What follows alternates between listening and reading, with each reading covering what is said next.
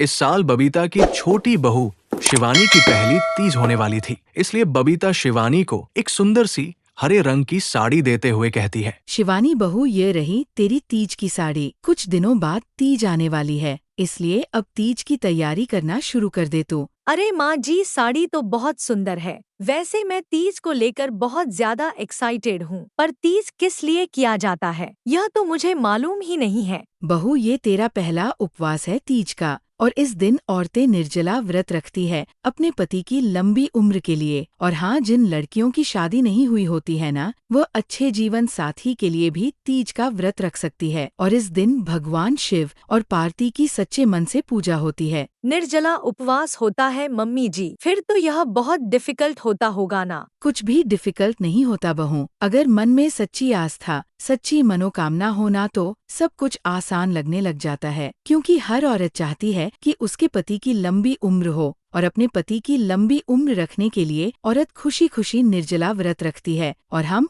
औरतों के लिए कुछ भी मुश्किल नहीं होता। हाँ माँ जी, आप बिल्कुल ठीक कह रही हैं। शादी से पहले मैं शिवरात्रि, जन्माष्टमी बहुत सारे उपवास करती थी। अब मैं पहली बार तीज का व्रत करूँगी। हाँ, और इस दिन सुहागन औरत हरी हरी चूड़ियाँ पहनती है और अच्छे से 16 श्रृंगार करके शिव पार्वती की पूजा करती है। और हाँ, तीज पर हरी साड़ी ही पहनी जाती है और झूला भी लगता है। इस दिन पति अपनी पत्नी को झूला भी झुलाते हैं। फिर तो बहुत मजा आने वाला है मुझे अपनी पहली तीज पर। हाँ बहू। दोनों सास बहू आपस में ये बातचीत कर ही रहे थे कि तभी वहाँ पर शिवानी की जेठानी पायल आ जाती है और पायल अपनी सास से कहती है। माँ जी, मुझे तो ऐसा लग रहा है जैसे आपकी बहू इस दुनिया में अनोखी है, जो पहली बार तीज कर रही है, और आप तो उसे छोटे बच्चे की तरह सीखा पढ़ा रही है तीज के लिए। अरे तू ये कैसी बात कर रही है पायल, तुझे तो पता ही है ना, शिवानी रानी का ये पहला व्रत है। और वैसे भी जब तू इस घर पर नई नई आई थी, तब मैंने तुझे भी इसी तरह से समझाया था। अरे मेरा फर्ज है कि मैं तुम दोनों को हर वो चीज सिखाऊं और समझाऊं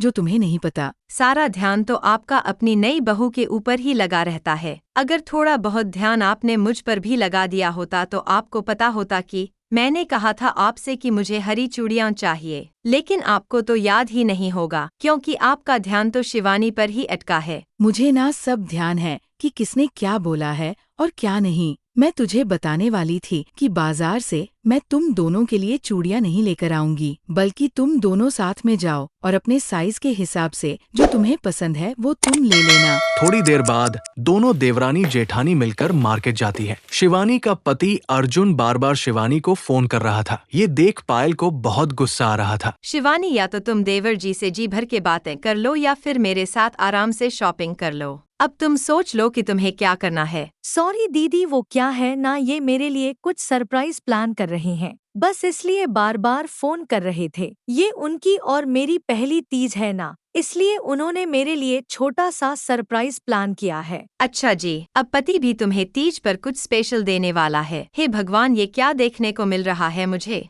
थोड़ी देर बाद दोनों देवरानी जेठानी घर आ जाते हैं और घर आने के बाद पायल बार बार शिवानी के कमरे के बाहर चक्कर लगा रही थी। तभी पायल देखती है कि शिवानी को उसका पति सोने का हार गिफ्ट करता है और उसे पहनाता है। ये सब देखकर पायल को शिवानी से जलन होने लगती है। वो गुस्से में अपने कमरे में जाकर अपने पति विहान से इसी बात को लेकर बोलती है। विहान, हमारी शादी को इतने साल हो गए हैं, तुमने आज तक मुझे कोई भी गोल्ड का सामान नहीं दिया है। अरे कम से कम अपने छोटे भाई से ही कुछ सीख लो। अरे कितना खुश रखता है वो अपनी पत्नी को, और एक तुम हो, तुमसे तो किसी भी चीज की उम्मीद करना ही बेकार है। सारा दिन बस न्यूज़पेपर पढ़ते रहते हो। अरे मैं पागल हूँ क्या जो कल तुम्हारे लिए निर्जला व्रत रखूंगी। पूरा दिन भूखी प्यासी तुम्हारी लंबी उम्र की कामना करूंगी। तुम बदले में मुझे एक सोने का हार नहीं दे सकते क्या? अरे रहने दो, ऐसे दिखावे का प्यार नहीं चाहिए मुझे। तुम क्या चाहती हो कि तुम मेरे लिए व्रत कर रही हो तो उसके बदले में मैं तुम्हें सोने का हार दूं? अरे ऐसे तो तुम्हारा व्रत कभी सफल नहीं होगा, क्योंकि तुम्हारे मन में बदले की भावना और लालच जो है। कर्म फूटे थे मेरे जिस दिन मैंने तुमसे शादी कर ली थी। तुम जैसा बेवड़ा मिलने से अच्छा कि मैं किसी कुत्ते से शादी कर लेती। हाँ हाँ जाओ, तुम्हें जो करना है सो करो। ऐसे ही तीज वाले दिन हर तरफ तीज की चहल पहल थी। शिवानी अच्छे से नहा धोकर पूजा करके अपने पति की लंबी उम्र की कामना करती है। तभी अर्जुन शिवानी के लिए झूला तैयार कर रहा था। तभी पायल अर्जुन से कहती है, अरे वाह देवर जी, झूला तो बहुत सुंदर लगाया है आपने। इस झूले पर सबसे पहले तो मैं ही बैठूंगी। अरे नहीं भाभी, यह झूला तो मैंने शिवानी के लिए लगाया है। शिवानी को झूला झूलना बहुत पसंद है और इस झूले का उद्घाटन सबसे पहले शिवानी ही करेगी। आप उसके बाद बैठ जाना। वाह देवर जी, भूल गए वो दिन जब आपकी पत्नी नहीं थी। तब आपको ऑफिस जाने के लिए नाश्ता पानी मैं ही दिया करती थी। आपकी हर छोटी बड़ी चीजों का ध्यान मैं ही रखती थी। अब जब बीवी आ गई तो आप अपनी भाभी को तो भूल ही गए हो। खैर, अब मुझे नहीं बैठना इस झूले पर। आप जाओ और अपनी पत्नी को बिठाओ। अरे भाभी, यह क्या? आप तो नाराज हो गई। मैंने ऐसा कब कहा कि आपने मेरा कभी ख्याल नहीं रखा है। मैं तो बस इतना कह रहा हूँ कि शिवानी के बाद आप बैठ जाना इस झूले पर। मुझे कोई दिक्कत नहीं है और वैसे भी मैं यह झूला आप लोगों के लिए ही तो लगा रहा हूँ। पायल वहाँ से गुस्से में चली जाती है।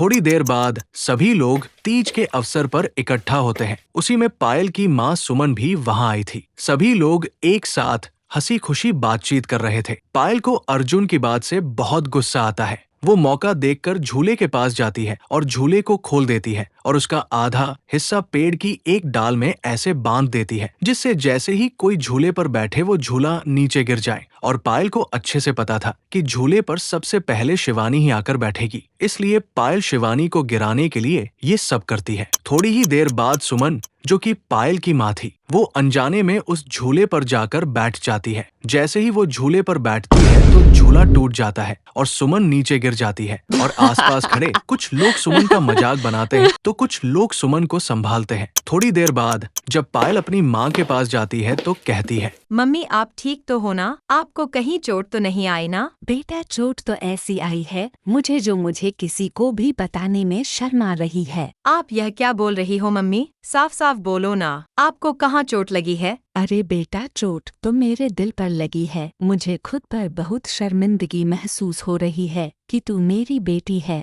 अगर मैंने तुझे यही सब सिखाया था कि क्या तू कभी किसी को गिराने के लिए इतना गिर जाए। आप ये क्या बोल रही है मम्मी? मैं सब कुछ जानती हूँ बेटा कि तूने जानबूझकर झूले की रस्सी ढीली की ताकि जैसे ही शिवानी बेटा उस पर बैठे और वो नीचे गिर जाए। हाँ माँ, मैंने यह सब जानबूझकर किया था, पर मुझे नहीं मालूम था कि उस शिवानी की जगह आप झूले पर आकर बैठ जाओगी। झूले पर मैं जानबूझकर आकर बैठी थी क्योंकि शिवानी भी किसी की बेटी है। अगर झूले से गिरने के बाद शिवानी को चोट आई होती तो उसके माँ बाप उसके पति को बहुत दुख पहुँचता, जैसे आज तुझे मेरे गिरने से चोट पहुँच रही है। बेटा, एक बात हमेशा याद रखना, नफरत की आग में जलते जलते कभी भी ऐसे बुरे कर्म मत करो जब उसका फल तुम्हें मिले कि वो तुम्हारे बर्दाश्त के बाहर हो। आप ठीक कह रही हो मम्मी। मुझे शिवानी से मन ही मन बहुत जलन होती थी, बस इसलिए मैंने यह सब किया। मुझे ऐसा लगता था कि वो जब से आई है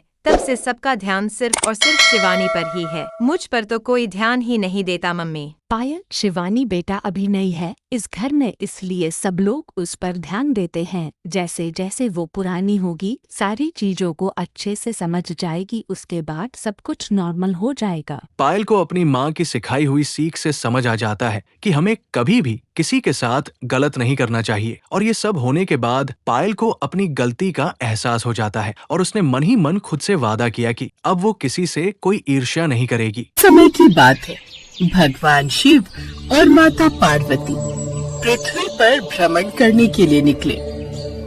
शिव जी ने पार्वती से पूछा, आप 12 महीनों के रास्ते से चलोगी या 6 महीने के रास्ते से? तब पार्वती जी ने शिव जी से कहा कि 12 महीनों के रास्ते से। तब शिव जी ने माँ पार्वती से कहा, आप सांसारिक दुखों को देखकर कोई भी हट नहीं करेंगे। पार्वती जी मान गई। अब शिव जी पार्वती जी को लेकर चलते हैं तो उन्होंने देखा कि रास्ते में एक घोड़ी कराह रही थी। उसका बच्चा होने वाला था और वो दर्द में थी।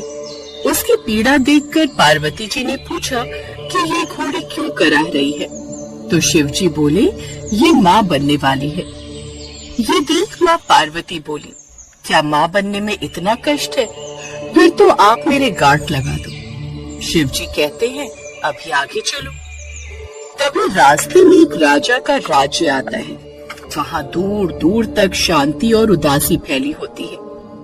वहाँ उदासी देखकर पार्वती पूछती हैं, यहाँ इतनी उदासी क्यों है? तब गांव के लोग कहते हैं, हमारे नगर की रानी माँ बनने वाली है और कष्ट में है, इसलिए हमारे गांव में उदासी छाई है। ये देख माँ पार्वती फिर शिव जी से कहती हैं कि माँ बनने में इतना कष्ट है, फिर तो आप मेरे गांठ लगा दो। परंतु शिव जी ये कहकर आगे बढ़ जाते हैं कि एक बार गांठ लग गई तो दोबारा नहीं खुल सकती। अब जब वो आगे बढ़ जाते हैं तो देखते हैं कि रास्ते में एक गाय कष्ट आ रही थी। उसकी पीड़ा देखकर पार्वती जी फिर बोली, माँ बनने में इतना कष्ट है तो आप मेरे तो गांठ ही लगा दो। पार्वती जी के बार बार हट करने पर आखिरकार शिव जी ने उनकी गांठ लगा दी। अब वो आगे बढ़े तो अगले गांव में पहुंचते हैं। उस रोज गणगौर का व्रत था। बगीचे में गांव की औरतें गणगौर का पूजन कर रही होती हैं। वो पार्वती जी को देखकर वहां आ जाती हैं और पार्वती जी की पूजा करने लगती हैं। माँ पार्वती उनसे खुश हो जाती हैं और उनको सुहाग का श्रृंगार बांट देती हैं। तभी वहाँ शिव जी पहुँचते हैं तो पार्वती जी को फूल और पत्तों से ढका हुआ पाते हैं। शिव जी जब पार्वती जी को वहाँ से निकाल रहे होते हैं तभी कुछ ही देर में वहाँ ब्राह्मण बनियों की औरतें आती हैं जो पकवान बनाकर 16 श्रृंगार करने के बाद पूजा करने आती हैं, जिसके कारण उन्हें पूजा करने में दोपहर हो जाती है। वो भी पार्वती जी को देखकर उनकी पूजा करने लगती हैं। पार्वती जी उनसे भी खुश हो जाती हैं। परंतु जब सुहाग देने की बारी आती है तो शिव जी पार्वती जी से पूछते हैं, अब आप इन्हें सुहाग कैसे बांटेंगी? आप तो पहले ही सारा सुहाग बांट चुकी हैं।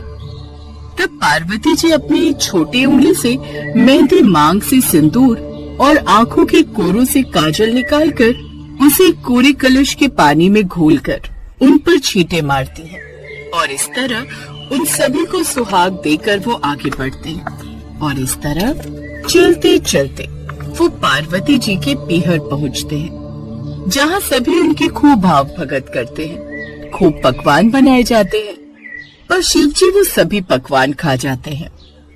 अब पार्वती जी क्या खाएं? तो वो खुद बथुए का साग खाकर पानी पीकर गुजारा कर लेती हैं। दोपहर में जब वो विश्राम करते हैं तो शिव जी माँ पार्वती से पूछती हैं कि आपने क्या खाया? तब माँ पार्वती बोली, जो आपने खाया वही मैंने खाया। फिर पार्वती जी के सोने पर शिव जी उनके पेट की नाभि की ढकनी खोलकर देखते हैं कि पार्वती जी ने क्या खाया। तो उनके पेट में बथुए का साग और पानी दिखता है। पार्वती जी के जागने के बाद शिव जी कहते हैं, आपने हमसे झूठ बोला, आपने तो पानी और बथुए का साग खाया है। तब पार्वती जी उनसे कहती हैं कि आज के बाद कोई भी किसी के पेट की ढकनी खोलकर नहीं देखेगा, क्योंकि किसी भी महिला के पेट में उसके ससुराल और पीहर की लाज होती है। आप वचन दें। इसके बाद शिव जी उन्हें वचन देते हैं। इसके बाद वो सब वापस कैलाश की ओर आने लगते हैं। तो रास्ते में वही गाय उन्हें अपने बछड़े के साथ दिखाई पड़ती है, जो कि बड़ी खुश होती है। ये देख पार्वती शिव जी से अपने पेट की गांठ खोलने के लिए कहती है, तो शिव जी कहते हैं, मैंने आपको पहले ही कहा था कि गांठ मत लगवाओ, लेकिन आपने तो जिद पकड़ ली थी। अब वो आगे बढ़ते हैं तो राजा के गांव में लोग खूब खुशियां मना रहे होते हैं, हंस गा रहे होते हैं। पार्वती लोगों से पूछती है कि यहाँ क्या हुआ। तब नगर के लोगों ने बताया कि नगर की रानी के यहाँ बेटा होने की खुशी है। वो कुछ और आगे चलते हैं तो उन्हें घोड़ी भी अपने बच्चे के साथ बड़ी खुश दिखाई दी। अब पार्वती जी ने फिर शिव जी से कहा, आप मेरी गांठ खोल दो। तब शिव जी ने कहा, मैंने तो आपको पहले ही कहा था, आप गांठ मत लगवाओ। यहाँ पृथ्वी लोक पर हर चीज आपका ध्यान भंग करेगी, आपको हर चीज लुभाएगी। पार्वती जी के बार बार कहने पर शिव जी मान गए और अब दोनों खुशी खुशी कैलाश लौट गए। गणगौर व्रत विधि। गणगौर व्रत के दिन सुबह जल्दी उठकर स्नान करें और साफ कपड़े पहने। इसके बाद भगवान शिव और माता पार्वती का ध्यान कर व्रत का संकल्प ले। फिर पूजा घर को गंगा जल से शुद्ध करें और वहां लाल कपड़ा बिछाकर शिव पार्वती की प्रतिमा की पूजा करें। फिर देवी गौरी को श्रृंगार की चीजें अर्पण करें। फिर भगवान की प्रतिमा के सामने चंदन, अक्षत, रोली, दूर्वा चढ़ाएं और साथ ही दीपक जलाकर चूरमा का भोग लगाएं। एक थाली में चांदी का सिक्का, सुपारी, पान, दूध, दही, गंगा जल, हल्दी, कुमकुम और दूर्वा रखकर विशेष जल तैयार कर ले। इस जल को पहले भगवान शिव और माता पार्वती पर छिड़क दें और फिर घर के सदस्यों को इस गंगा जल का आशीर्वाद दें।